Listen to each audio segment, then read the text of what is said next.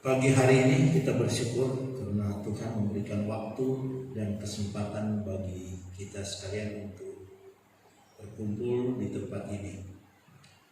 Walaupun di luar sana agak gerimis, tapi Tuhan sudah tolong kita semua dan boleh beribadah memuliakan Tuhan bersama-sama.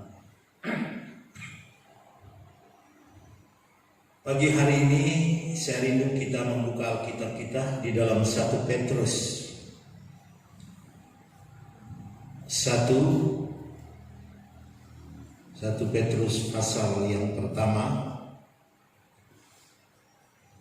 ayat 10 dan 12. Maksud kami 1 Petrus 1 ayat 10 sampai 12. Kalau sudah dapat, dipersilakan bangkit berdiri untuk menghormati firman Tuhan. Kita membacanya bersama-sama karena ini 3 ayat saja. Dengan suara yang nyaring tentunya, dengan hitungan 1 sampai yang ketiga. Sekali lagi 1 Petrus 1 ayat yang ke-10 sampai 12. 1, 2, 3. Keselamatan itulah yang diselidiki dan diteliti oleh nabi-nabi yang telah bernubuat tentang kasih karunia yang ditentukan bagimu.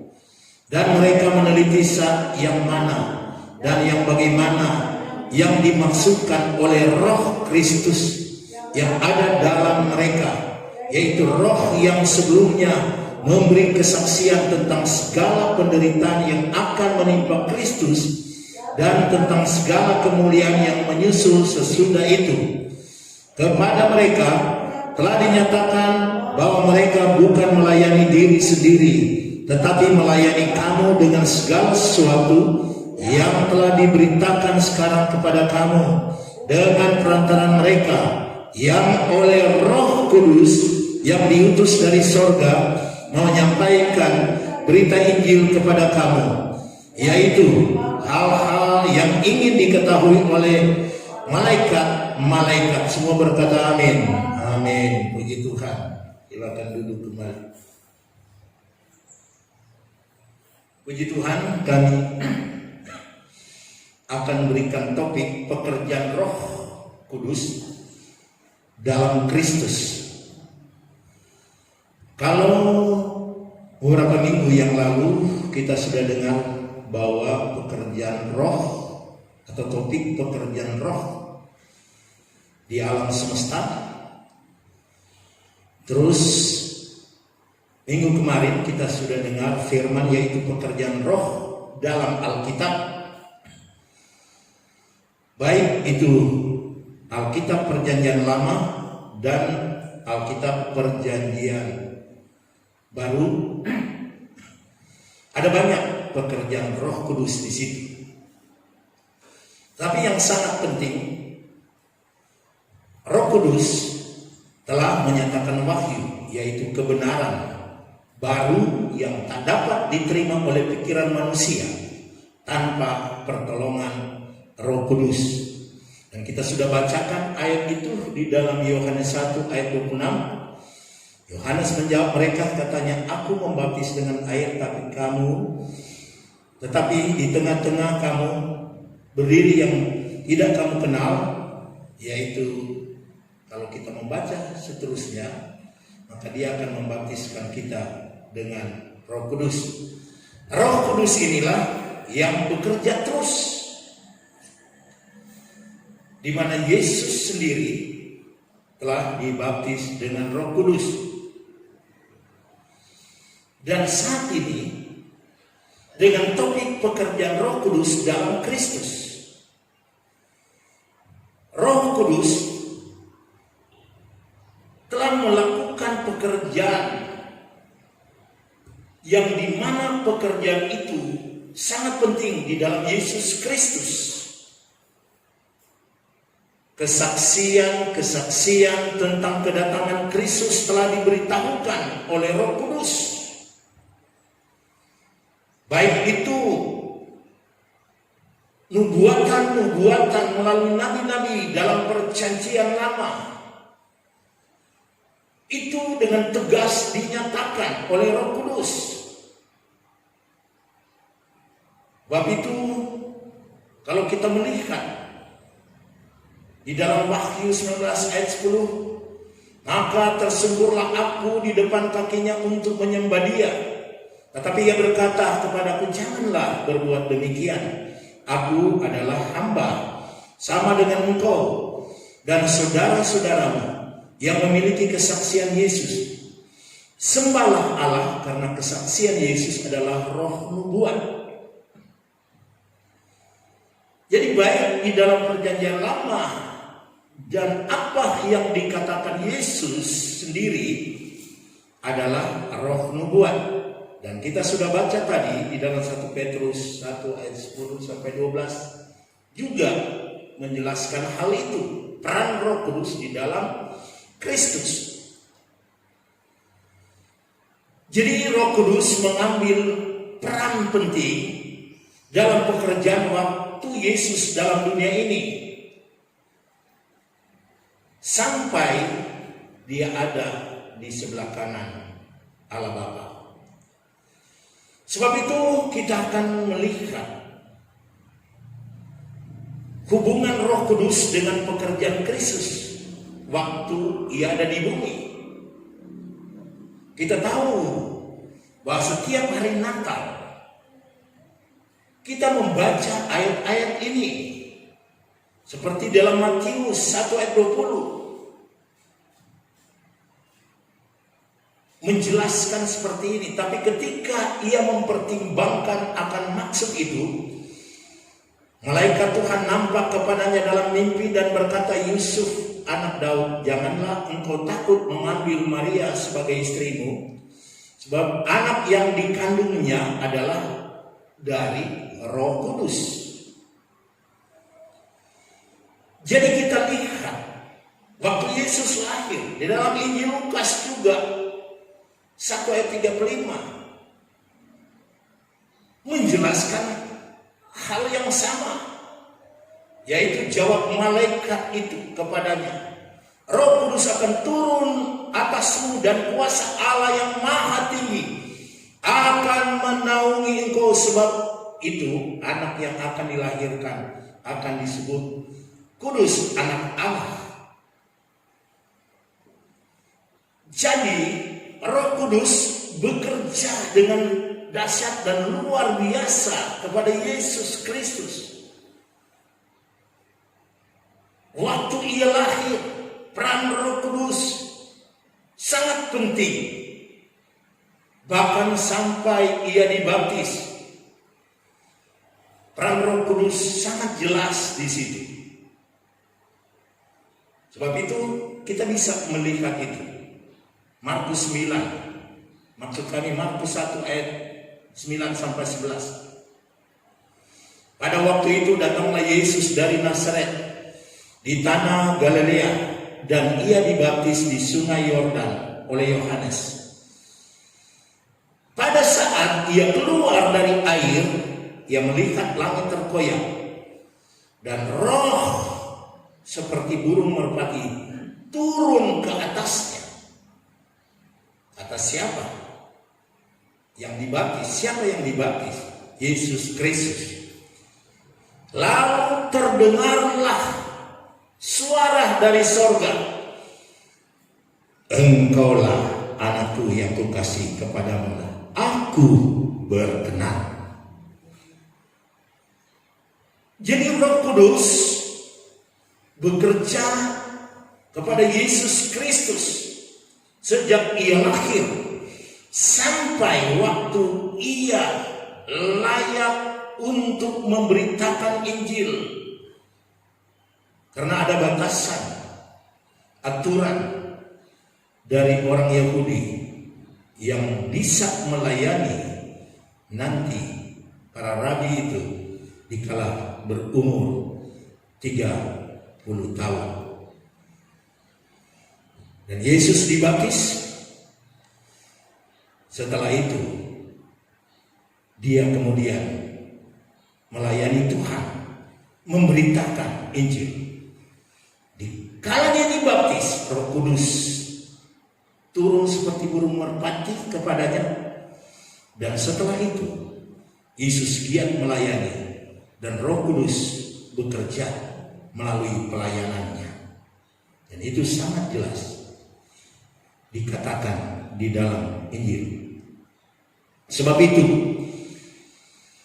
jemaat yang dikasih Tuhan, kalau Yesus dibaptis, ketiga Injil itu menjelaskan, baik juga di dalam Matius 3:16, sesudah dibaptis Yesus segera keluar dari air, dan pada waktu itu juga langit terbuka dan dia melihat Roh Allah seperti burung merpati turun di atasnya. Injil Matius menjelaskan, apakah Lukas atau Injil Lukas menjelaskan? Ada juga. Lukas 3:21. Setelah orang banyak itu dibaptis, dan ketika itu juga Yesus dibaptis dan sedang berdoa, terbukalah langit. Saudara perhatikan, dan ayat 22, dan turunlah Roh Kudus dalam rupa burung merpati ke atasnya, dan terdengarlah suara dari langit, engkaulah anak yang kukasihi, kepadamu aku berkenan. Jadi ketiga Injil ini menjelaskan hal itu, di mana pekerjaan dari Roh Kudus bekerja waktu Yesus Kristus dibaptis, mengukuhkan pembaptisan Yesus dengan kesaksian dari Bapa dan Roh Kudus dan Yesus itu sendiri. Jadi Yesus diurapi Roh Kudus untuk melakukan pekerjaannya waktu dibaptis, dan dia melakukan pekerjaannya dengan pengurapan daripada Roh Kudus. Dan itu sangat jelas di dalam firman Tuhan. Dan kita dapat melihat dan membaca, yaitu pengurapan Yesus Kristus oleh Roh Kudus. Kalau saudara membuka dan membaca di dalam Kisah Para Rasul 10 ayat yang ke-38, yaitu tentang Yesus dari Nazaret, bagaimana Allah mengurapi dia dengan Roh, yaitu Roh Kudus, dan dikatakan kuat kuasa dia yang berjalan berkeliling sambil berbuat baik dan menyembuhkan semua orang yang dikuasai iblis. Sebab Allah menyertai dia atau menyertai Yesus Kristus.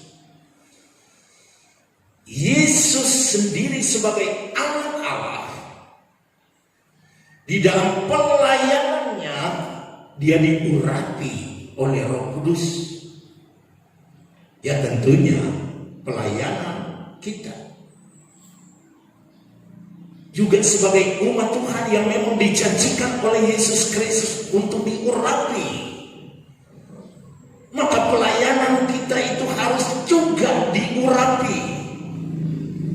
Baik kita memimpin pujian, baik memberitakan firman, baik kita bersaksi kepada saudara-saudara kita yang masih terhilang, dan kita menyampaikan Injil kepada mereka, yaitu keselamatan, tentang kerajaan surga, penebusan dosa. Kita harus diurapi, bukan kita mengandalkan kekuatan dan kepikiran kita. Pengurapan Tuhan sangat penting, karena dia juga bekerja kepada Kristus Yesus Tuhan kita. Kalau saudara lihat juga di dalam Yesaya 61 ayat 1 yang sering juga kita baca di waktu-waktu hari Natal, dikatakan begini, yaitu Yesaya 61 ayat 1, dikatakan Roh Tuhan Allah ada padaku. Jadi sekali lagi, Roh Tuhan Allah ada padaku. Oleh karena Tuhan telah mengurapi aku, dikatakan di situ. Dan selanjutnya, Ia telah mengutus aku untuk menyampaikan kabar baik kepada orang-orang sengsara. Jadi dengan pengurapan, mengabarkan kepada orang-orang sengsara, dan merawat orang-orang juga yang remuk hati. Dan juga dikatakan di situ selanjutnya untuk membebaskan atau untuk memberitakan pembebasan kepada orang-orang tawanan dan kepada orang-orang yang terkurung, kelepasan dari penjara. Jadi orang-orang yang tidak ada kebebasan juga, pemberitaan keselamatan itu, kabar baik itu disampaikan kepada semua manusia. Nah, untuk menyampaikan itu, nubuatan tentang Yesus Kristus, yaitu Roh Allah ada padaku, itu Roh Allah ada kepada Yesus Kristus. Oleh sebab itu Dia berjalan berkeliling, menyembuhkan orang, berbuat mujizat. Roh Allah yang sama itu juga tentunya ada kepada kita. Kalau kita mau membuka hati, Dia masuk dalam kehidupan kita. Karena itu diberikan kepada kita oleh Yesus Kristus untuk mengurapi kita, supaya berita Injil itu jangan terputus, tetapi berita Injil itu terus mengalir seperti sungai yang mengalir. Dan orang-orang yang diurapi itu ada kuasa yang dahsyat dan luar biasa. Siapa orang-orang tersebut?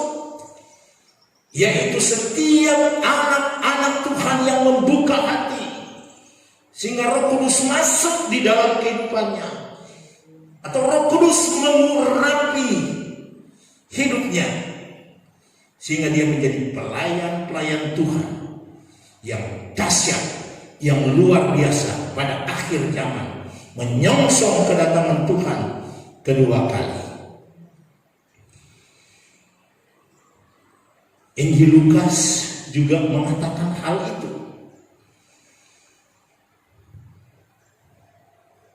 Yaitu mengutip dari Yesaya tadi,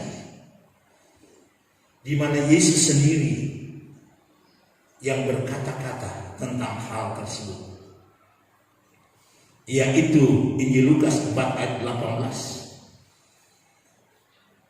Roh Tuhan ada padaku, oleh sebab itu Ia telah mengurapi aku untuk menyampaikan kabar baik kepada orang-orang miskin.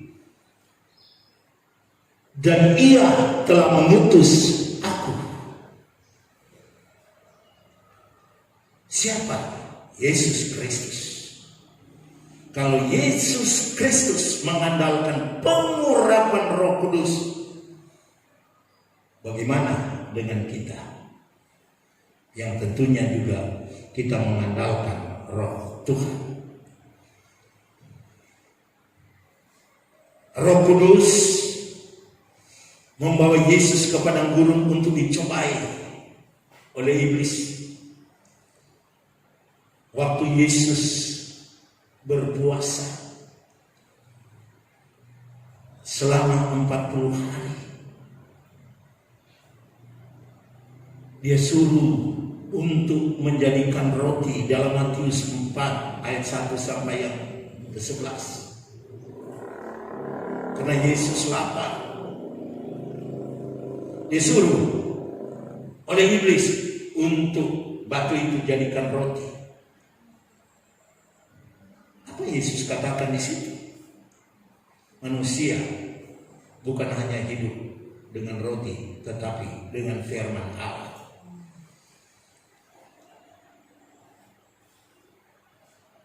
Kemudian Yesus dibawa ke atas hubungan baik Tuhan. Iblis mengatakan, loncatlah, karena ada tertulis bahwa malaikat akan menatang engkau.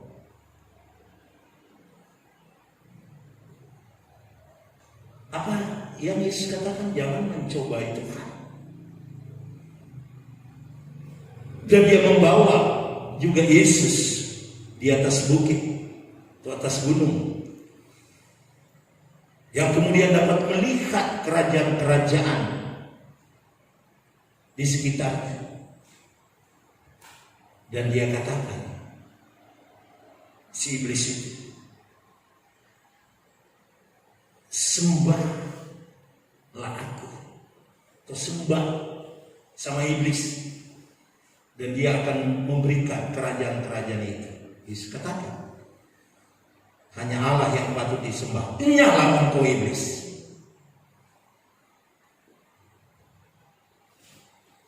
Roh Kudus bekerja di situ,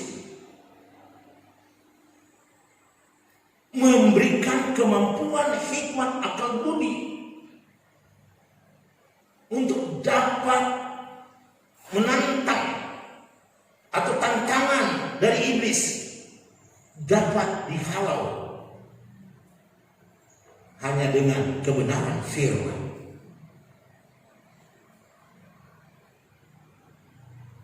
Jadi luar biasa kita melihat pekerjaan Roh Kudus. Dan selanjutnya,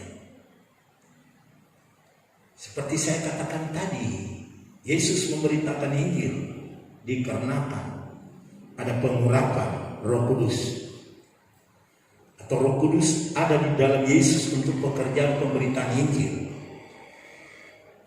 Baik itu menyembuhkan orang-orang sakit dan mengusir setan-setan. Di orang-orang sakit disembuhkan dan setan-setan ditaklukkan. Itu dengan pengurapan Roh Kudus.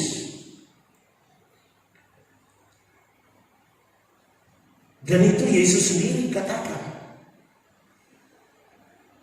Kita baca di dalam Matius 12 ayat 28 dikatakan, tetapi jika aku mengusir setan dengan kuasa Roh Allah,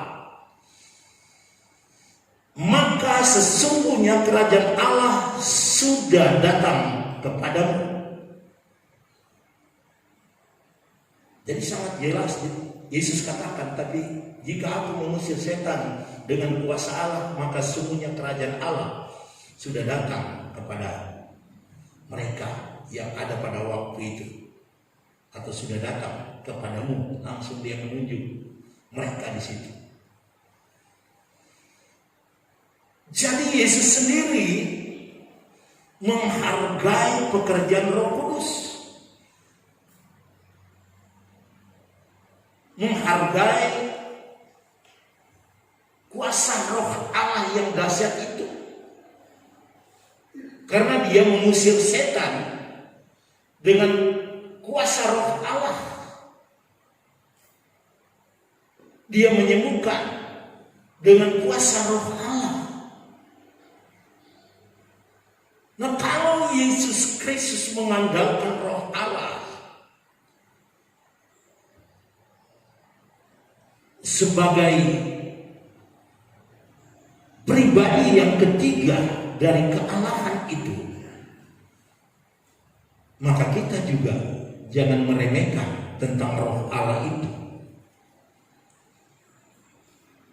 Haruslah Roh Allah itu ada di dalam kehidupan kita. supaya kita dapat melayani Tuhan dengan penuh kuasa dari Roh Allah tersebut. Kalau juga saudara membacanya di dalam Lukas 4 ayat 16 sampai 22, tidak mengapa kita baca. Ia datang ke Nazaret, tempat ia dibesarkan, dan menurut kebiasaannya pada hari Sabat ia masuk ke rumah ibadat lalu berdiri hendak membaca dari Alkitab. Ayat 17. Kepadanya diberikan kitab Nabi Yesaya, dan setelah dibukanya ia menemukan nas di mana ada tertulis, Roh Tuhan ada padaku, oleh sebab ia telah mengurapi aku untuk menyampaikan kabar baik kepada orang-orang miskin, dan ia telah mengutus aku untuk memberitakan pembebasan kepada orang-orang tawanan dan penglihatan bagi orang-orang buta, untuk membebaskan orang-orang yang tertindas, untuk memberitakan tahun rahmat Tuhan telah datang. Kemudian ia menutup kitab itu, memberikannya kembali kepada pejabat, lalu duduk, dan mata semua orang dalam rumah ibadat itu tertuju kepadanya. Lalu ia mulai mengajar mereka, katanya, pada hari ini genaplah nas ini waktu kamu mendengarnya. Dan semua orang itu membenarkan dia, dan mereka heran akan kata-kata yang indah yang diucapkannya. Lalu kata mereka, bukankah ia ini anak Yusuf? Waktu dia membaca nas ini, yang di situ dikatakan Roh Tuhan ada padaku, dan sebab itu ia mengurapi aku. Selanjutnya dia katakan nas ini sudah digenapi pada hari ini. Orang yang mendengarkan itu kagum. Tapi mereka yang mengenal dia, bukankah dia anak Yusuf, si tukang kayu itu? Mereka kenal Yesus di Nazaret, orang tuanya. Tapi pengajarannya luar biasa. Mengapa luar biasa? Karena Roh Tuhan ada padaku, oleh sebab itu ia telah mengurapi aku. Tidak sama dengan para imam yang melayani, yang membaca firman dan memberitakan itu kepada mereka atau menjelaskan tanpa urapan Roh Kudus. Maka pemberitaan Injil itu atau pemberitaan firman itu kering, tidak mengagumkan banyak orang. Kekristenan kita akan dikagumi orang. Baik kita memberitakan Injil, baik kita memuji Tuhan, baik kita pun dalam penderitaan. Mengapa di dalam penderitaan kita dikagumi orang? Karena kita mampu bertahan di situ dan memperoleh kemenangan, dan bukan oleh kuat dan gagah kita, tetapi oleh Roh Kudus. Sebab itu saudara yang dikasih Tuhan, kalau kita melihat juga di dalam Kisah Para Rasul 10 ayat 38, saudara bisa melihat situ, yaitu tentang Yesus dari Nazaret. Bagaimana Allah mengurapi dia dengan Roh Kudus dan kuat kuasa. Kemudian dia berjalan berkeliling sambil berbuat baik dan menyembuhkan semua orang yang dikuasai iblis, sebab Allah menyertai dia. Dahsyat dan luar biasa kesaksian ini. Jadi pekabaran Yesus Kristus tidak lepas dari peran kuat kuasa Allah, yaitu Roh Kudus, yang bekerja sama atau bekerja bersama-sama dalam pelayanan Yesus Kristus. Sebab itu waktu Yesus pergi, dia tinggalkan itu kepada kita. Dia tidak bawa ke surga. Roh Allah itu ditinggalkan kepada kita, diberikan kepada kita. Dia bilang, tunggu di Yerusalem, kamu akan diurapi dengan Roh Kudus.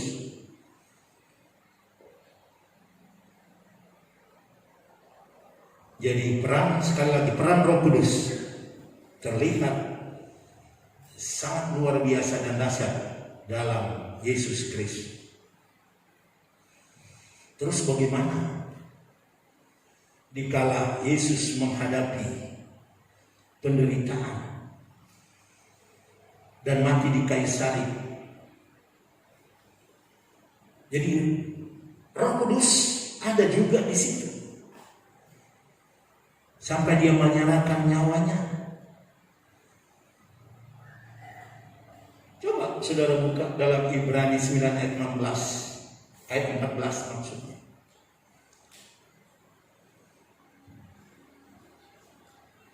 Di mana dikatakan betapa lebihnya darah Kristus yang oleh Roh yang kekal telah mempersembahkan dirinya sendiri kepada Allah sebagai persembahan yang tak bercacat, akan menyucikan hati nurani kita dari perbuatan-perbuatan yang sia-sia, supaya kita dapat beribadah kepada Allah yang bukan mati, tetapi Allah yang hidup. Jadi pekerjaan Roh Kudus ada di situ. Betapa lebihnya darah Kristus yang oleh Roh yang kekal, Roh Allah yang kekal, Roh Kudus yang kekal, yang telah mempersembahkan dirinya sendiri kepada Allah sebagai persembahan yang tak bercacat, kudus, yang akan menyucikan kita dari segala perbuatan-perbuatan yang sia-sia, supaya kita beribadah kepada Allah, yaitu Allah yang hidup. Jadi di sini pengorbanan Yesus Kristus dengan menumpahkan darahnya untuk menyucikan kita, itu bukan begitu saja terjadi, tapi itu juga dikerjakan oleh Roh Kudus, supaya benar-benar darah yang tertumpah itu bukan darah yang tertumpah dengan sia-sia, tetapi memiliki makna, memiliki arti, memiliki kegunaan, karena Roh Kudus ada di situ, yaitu menyucikan hati nurani kita dari perbuatan-perbuatan yang sia-sia, supaya kita ini dapat beribadah kepada Allah yang hidup. Jadi kita beribadah kepada Allah yang hidup ini karena darah Kristus oleh Roh Kudus ada di situ, di mana Yesus mempersembahkan kehidupan sebagai persembahan yang tak bercacat, akan menyucikan hati nurani kita. Dia mempersembahkan itu kepada Allah untuk kehidupan kita. Sebab itu saudara jemaat yang dikasihi Tuhan Yesus Kristus, setelah Yesus mati, apakah perannya Roh Kudus juga langsung mati? Diam, tak berdaya? Tidak. Roh Kudus masih ada di situ. Dia hidup di situ. Dia menunggu waktunya seperti nubuatan. Setelah 3 hari kemudian Yesus bangkit Siapa membangkitkan Yesus Kristus itu? Yaitu kuasa Roh Kudus.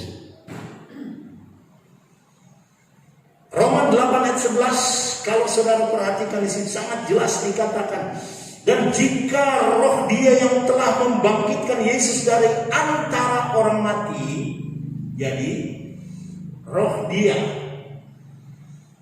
roh Allah, roh Yesus, Roh Kudus yang telah membangkitkan Yesus dari orang mati, dan dikatakan diam di dalam kamu. Jadi Roh Kudus yang telah membangkitkan Yesus di antara orang mati diam dalam kehidupan kita. Dan katanya Dia yang telah membangkitkan Yesus Kristus dari antara orang mati juga akan membangkitkan kita atau menghidupkan juga tubuh kita yang fana oleh Rohnya yang diam di dalam kamu. Dahsyat luar biasa pekerjaan Roh Kudus di dalam Yesus Kristus.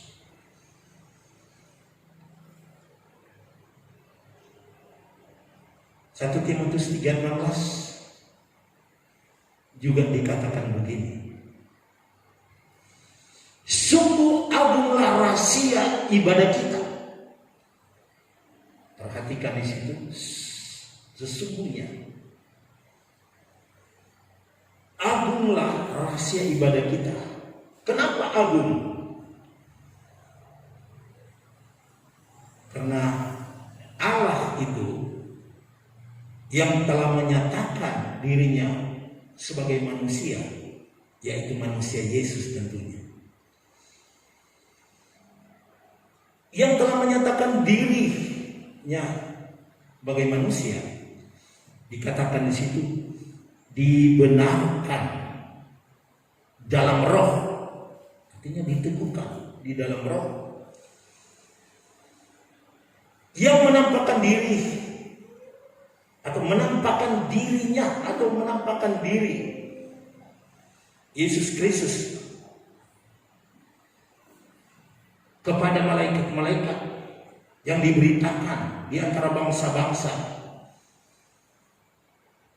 Bangsa-bangsa siapa itu? Bangsa-bangsa yang tidak mengenal Allah.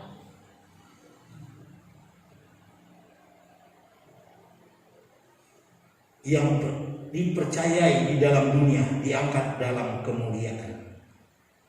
Bangsa-bangsa yang tidak percaya itu siapa? Termasuk kita ini.